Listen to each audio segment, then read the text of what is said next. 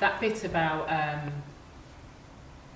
it's funny, isn't it? Because it's always this assumption, and to be fair, I'm not even going to say it's an assumption because it actually is a truth in the way that society is wired, right? Is that proximity to whiteness is as the power structure, not its colorism, the skin colour, does fool people into thinking that that is the only way to get on. And what people didn't understand, which is what I was trying to articulate with the story of the individual that I shared in the book, is that everyone thinks that just because if you're a black person and you happen to be a CEO or of the C-suite, that mysteriously racism doesn't impact you, or mysteriously you start operating a bit like on this different planet. And you saw, you know, with the example that I used in the book, like, this guy is running one of the biggest financial institutions in the world with a track record, a successful track record of turning around organisations.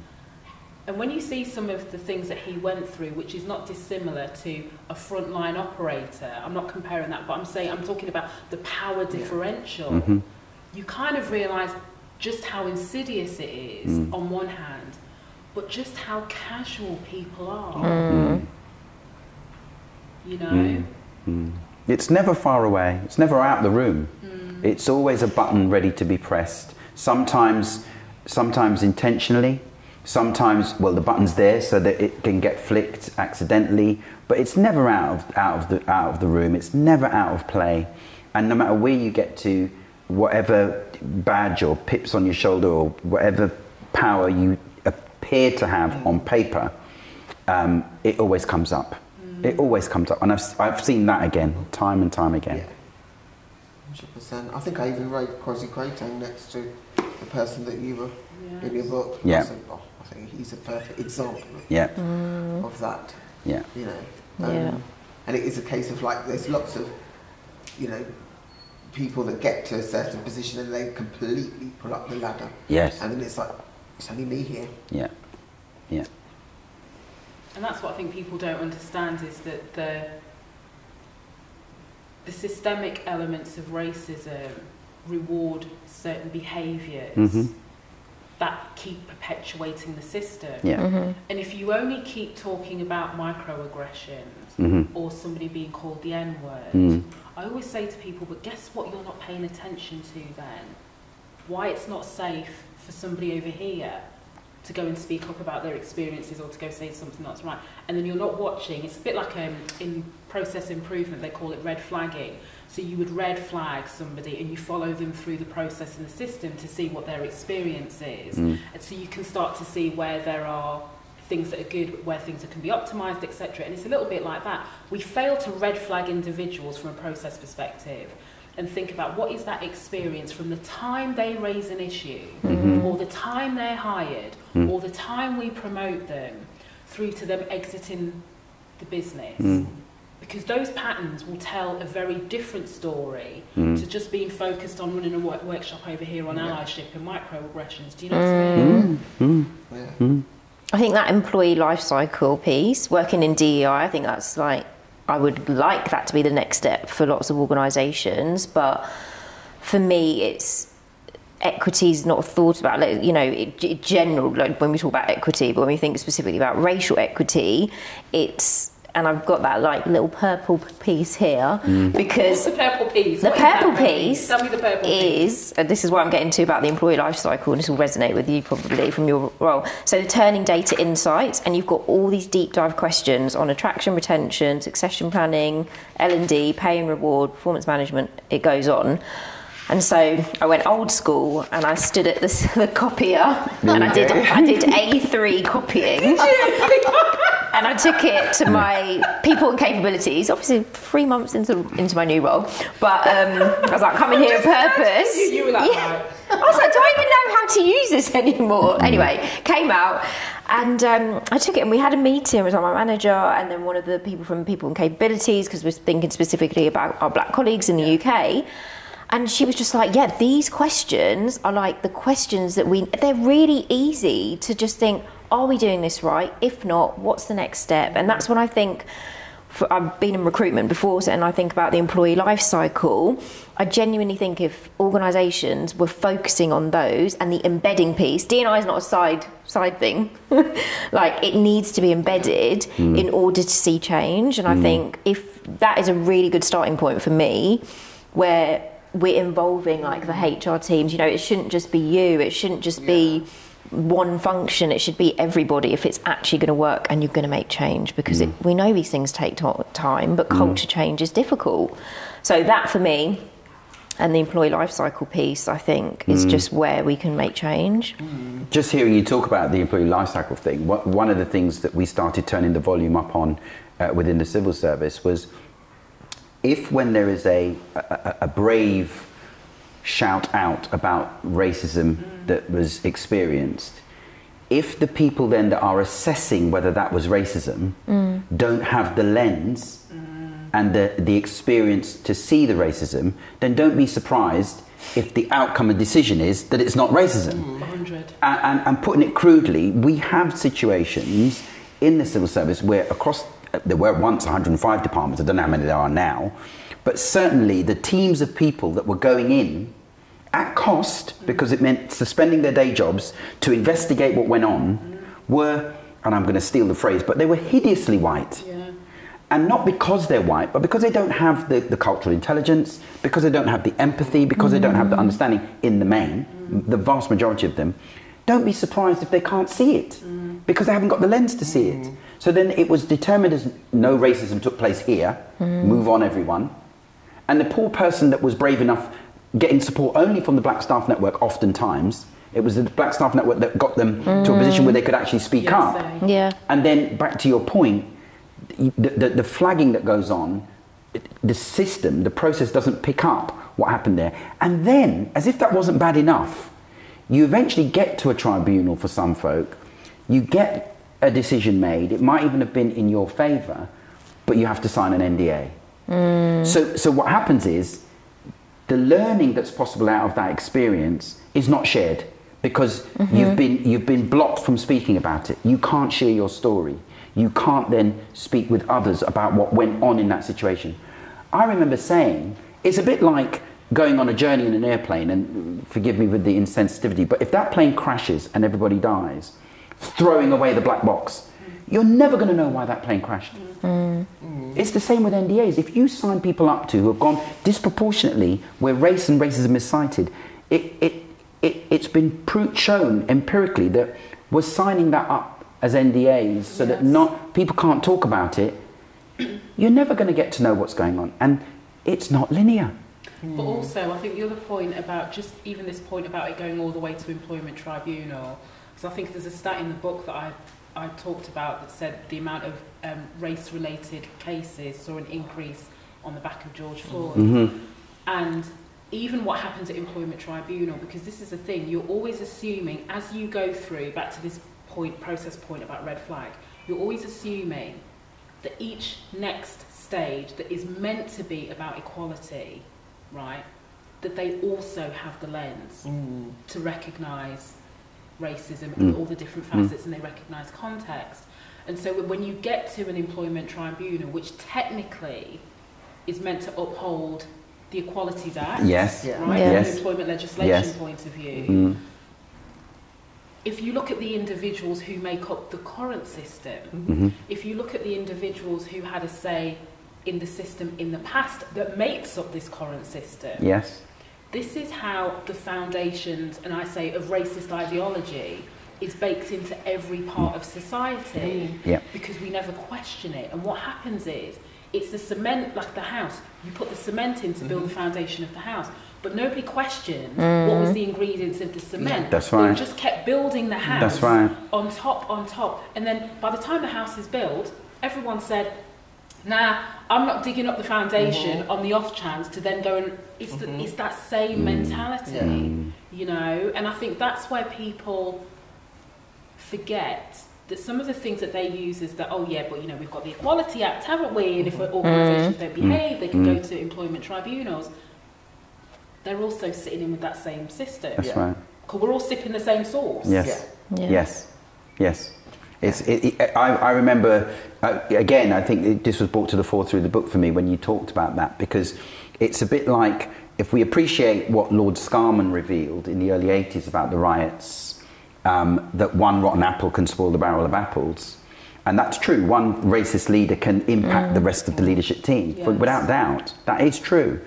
But what we get with Macpherson's inquiry into Stephen Lawrence's murder is that actually it don't matter what apples you put in the barrel. It's the barrel that's rotten. Yeah. And so you can put pristine, lovely, gorgeous apples in. And they will be impacted. Yeah. And the water and the fertiliser that fed the apples in the first place. And the wood that was used for the barrel. Right. And the barrel makers. They're all exactly. Right? Yeah. Yeah. I mean, from my experience as well, a lot of times what organisations want to do when they want to counteract the, it's not us, we're trying to deal with racism as much as we can. They just put a kind of token black person into here. Carefully selected. Case. Yes. Carefully selected. Yeah. Carefully selected to to say this is all great here. Nobody's done anything to you. Yeah, that's right. It's definitely in the private sector as well. I think just the ability for somebody to speak up in the first place, and then going to that individual that looks nothing like you, you're already been told by all your friends, probably don't go, it's just going to be harmful, don't do it. And then sometimes the result being that they have no idea, they've got no idea of someone else's lived experience, they haven't been trained, they've not got any experience of that. And then what will probably happen, it will be about making it palatable to the white individual who now could even be the victim for saying X, Y, Z, And that person, I think there's so many instances that happen across the board in so many organisations where it's a huge issue because there's not that ability to understand someone's experience. And why would I go and talk to somebody thinking it's not going to get me anywhere? Yeah. No, I do, and I also, what I'm really proud of myself, I'll give myself the only pat on the back here, is that I never used that American phrase Karens. Right. Because there's lots of do we really use that in the UK? I don't know, we kind of know. I think the younger generation. Yeah, now and again, yeah. Do. Now, I never used it because I always find it super derogatory term. It's never positive, is it, in that context? But I do think this whole piece about intent over impact and understanding, if I think I could fill an ocean of white tears that come from being the perpetrator. Yeah. And I'm going to even be kind and say, where we've got them. I used to work for a legal employment law director many moons ago. He used to say, we got them banged to rights. That was his saying for everything. We've got proof, banged to rights. Even when we've got them banged to rights, the river of tears, yes, and then you as the individual who's actually the victim of that are then put in a position where you've got to comfort the person. Hello. Yeah. Do you understand? And people, I swear, when I was having a conversation with somebody, they were like, "That doesn't happen," and I was like, "What do you mean it doesn't?" What doesn't happen? The tears. The tears, and then you and listen. I was in a meeting, a one-to-one meeting, in my final Department of Education, with my boss, who happens to be a woman. And it was my representing another peer level to my grade who was leading the race program. And basically, this person had an alternative idea in order to deliver on racial equity. They shared it with me. I thought it was a sound idea, and so it was different to the idea of the boss of the team. So I was making the way clear to have a meeting just to discuss the idea. So I went to the boss. The room, the ergonomics is such that the doors to the room are glass, so you can see through into the room. This is important because of what happened next. So I've gone into the room, Shereen, and we've sat down. We're having the meeting. So I said, got an idea from a member of the team. It's a slightly different approach. I mean, even in my language, I'm trying to be careful with what I'm saying because I kind of know that for the boss, it's going to land in a particular way. I couldn't have imagined how it would eventually land, because the moment I said that this person wanted us to have a meeting to discuss this idea, they started crying. And I don't mean... I mean, like, bawling. Bawling. And the words people don't understand. I couldn't make out all the words. The words were to do with, you're all ganging up on me. It feels like an ambush. And I said, where does this come from? And I bet you it's inferred that because it came from you as a black man. Well, here's what happened next. Glass wall, boss bawling their eyes out, and I'm there. I'm like, I need to get out of the room because someone's going to think, what's happened here? So I was impacted by that dynamic. Yes. I was also trying to choose my words carefully. I was, as you suggested, and I'm not proud of this, I was trying to take care of the emotion that was going on. I thought, they don't pay me enough. We've all done it. We've all done it. And do you know what it is? It's because we're conditioned to do this. Yeah. Right. It's literally like a reflex. You know, sometimes you don't even know. So you end up going, oh no, I didn't mean you like that. Yeah. Or so what you're trying to do is you're trying to make them feel better. Even though part of you is like giving yourself beats. Yeah. Do you understand what I'm saying? You don't need nobody else to beat you, you give yourself beats. And then you still do it. And then it's literally like a child where the waterworks just stop. Stop. Just stop. And then everything's cool. Gone. Yeah. And then they leave the room and you're sat there thinking, I've just been played. Yeah. Again. That's so true. I don't know. I've been played. But then what's worse, then all afternoon everyone's going to say, what did you do to such and such? She was so upset. I don't know. Did you say sorry? Did you... And you're like, I didn't fucking do anything. Yeah. I was minding my business. Yeah. And homegirl start bawling. What do you want me to do? I made her feel better. And now she come... And then there's always that bit about, do you remember the last time? And I think even something, Rob, that you said, which is so critical, and I think it's all... Somebody would almost not clock what you said here, in that because of all of these things, we're aware of this dynamic, right? When you're the minority within a majority group, is that the pressure is always on you to make sure that you modify your behaviour to not be seen as a threat, to not be seen as intimidating, to not be seen as like taking it a little bit too far and not upsetting. So, and what people don't realise is the amount of pressure that accumulates over time when you're always having to regulate the tone of your voice, the words that you use. You know, my heritage is Caribbean, we're loud by like, we're loud by nature. So you can't even get too excited. You can't even, so all of these things, you like regulated, hoping that nobody's going to take offence. But then you kind of realise, in some people's eyes, my whole appearance, meaning my skin colour, my ethnicity, is offensive. Yeah. So actually, what am I doing? Yeah. Exactly. Yeah. When you're in a workplace, it's just difficult, and layers on layers anyway, but I'm empathetic. I think you have to be if you're working in this space anyway. Also Cancerian, don't know if people in star signs. But what does that mean, Leana? What does like very in touch with their emotions, really? Nurturing. My sister's one, they're always crying. I wanted to know what it was. Okay, really? Crying. But for me, I don't know. Not ramping anymore. If you're going to do that, this is my face. We can wait. Yeah. I can respect that this is your time and you're taking that time to process that. And then we move on. And then we talk about what we need to talk about.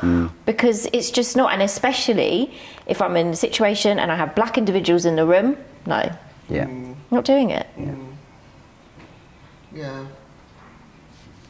It's definitely one to notch down to experience and remind yourself, because some of the biological stuff that takes place, some of the stuff that you're not always in control of, and your head can tell you. Yeah. It's a bit like, I'm passionate about football, and I've grown up supporting Queen's Park Rangers because I grew up in that part of London. And to this day, if my team loses, I'm convinced something biologically happens. I get a little bit depressed. Now, if my team wins, it's all well in the world. Now, I mention that because it gives an example of the kind of stuff that goes on almost without me having any control over it. Except my head is telling me, back to that case with the boss, the glass door, the glass wall, is these tears aren't real. These tears are a mechanism to get me to back off to not have this conversation, which is a healthy conversation to have. It's just a difference of opinion. And so much has gone into you having this conversation in the first place. They don't have a clue idea about what you brought to the table to be there. So that on top of it. So they switch on the tears. My heart goes, Rob, behave yourself. Yeah. Just settle. Yeah. Rest yourself. People can see you. Rest yourself. Rest yourself. And I did. I actually said, where has this come from? Why are you this upset about it? It's just a conversation. And I remember, and literally, it was almost like I interrupted her because I didn't physically do anything. My words were such that she knew I wasn't buying that. And it almost instantly turned off. The crying stopped. Because honestly, you'd think I'd hit her or something. And all I could remember thinking was, I don't want anyone out here to think that I've caused those. I mean, I say cause. I'm still thinking now that something about what I said caused it, but it wasn't. And that's how deep it goes. It's really hard to navigate because with the right people or people that you have a relationship with, I would be able to say what's happening now is we're turning away from the situation that we're actually discussing, and it's taking it off this focus, which is what we need to focus on. And if people are aware of white fragility, white tears, you can have that. It depends as well. And Exactly. That's the hard bit to navigate. Yeah, it is. It is. I do. I really like what you said, Leon, because I'm going to have to remember this sometimes. Is this whole thing about sometimes and this is where we can't control the tears. Right? We can't control the condition that led to the tears. But what we can control is our reaction. Absolutely. To the tears. Yeah. And even that ability to just sit and hold yourself still. It is hard. It's hard, but inside. But you've got to do it. Yeah. Just hold yourself still, and like what you said, Leon, let them have their moment. Yeah. So do you know what? I'm good with time, so I'm going to sit here. And if you want to cry for 15 minutes, here's a tissue. Because they'll be looking at you for your reaction. Of course. So you got to sit and you got to hold the line. Yeah. With yourself. Yeah. And say you don't move. Yeah. And then you don't engage until the tears have stopped. Yeah. But it's not your job to comfort. It is not our job to comfort people who are not impacted by systemic racism. It doesn't work like that. So true. It's so true. It doesn't work like that. Yeah. And we've got to stop that. Yeah. We've been doing that. Yeah. I was at a Home Office conference, 300 plus people, and I was not from the Home Office, I was from another department as a guest, and my dear friend Trevor Hall, he had got us a ticket to observe the event, and I was sitting on the edge of this, is in Westminster Central Hall, and so what was happening was people were sharing their stories about what they'd experienced, and it was by the network, which is the Black Staff Network for the Home Office, and a few stories had been shared, and there was stuff that we kind of know this stuff goes on, and in response to it, a white woman got up and said, I had no idea this was happening, and you could feel her getting more emotional as she shared, I had no idea that you felt this way or that you felt this way, and the tears started coming, and I literally, as my witness, I got out, I went like this in my chair, and I happened to be sitting next to Baroness Dame Jocelyn Barrow. She's passed away now. She was from the House of Lords. And she went, she said, don't you dare. She said, let those tears flow. She needs to heal. And honestly, I never forget it. Listen, but that's what you need. That's what I'm saying. Sometimes that's what you need. And I also, listen, I'm not in the corporate world anymore. I'm not in that office environment. But I also think there needs to be a tacit agreement between us black and global majority individuals in an environment that says, listen, there's going to be some things when I'm going to slip back to bad behaviours. I called it pre-2020 behaviour, right? Before the World Wake Up. You got to help me hold the line. So you got to do that for me. So this same thing that the Baroness did for you, yes, right? Yeah. We got to be able to do that for each other. You're not going to move. I'm indelibly marked. I can't. Honestly, every time I mention, honestly, you always remember that. I will never forget it. Always remember. My heart is tattooed. Yeah. I will never forget it. Yeah. Never forget it. Yeah. And I think sometimes, I mean, listen, that's not in the book. That's almost like that would be like my part too. But that's some of the things that we have to think about, is how can we do that for one another? Yes. Because we're all We going were to talking slip. about this earlier. We're all going to slip. Right, I've slipped, and I'll be like, Shereen, you said yes to doing this. And it's because I thought I couldn't say no, because the individual asking was more powerful than me. So it's like, okay, cool. If we're in an environment, to your point, Leanne, with what you were saying, and you saying, Sam, it's like, okay, who can I say, if you see me going here, kick me under the table, or interrupt me, or put your coffee cup down on the table in a particular way, or flash the front of the book, or flash the front of my notebook. Yes. Yeah. Yes. Just signal. signal. We have to learn new habits. Yeah. Yeah. You know? Yeah. Yeah. Well, listen, our time is done. Can you believe it? No way. Listen, done. I know. Listen, we are just warm up. I know. I know. Okay. I know. Put more money in the meter. Some of your viewers might not get that one. They get the fun. Listen, I know that one. You know that one. Click. We got work to do. Right, listen. I'm gonna say, we've got money, emergency. Emergency money. Go put it in. Go put it, your Vex money. Yeah, go put it in. Yeah. Oh, thank you. Thank you. Thank you. How did that feel? It's great. Yeah, we were saying.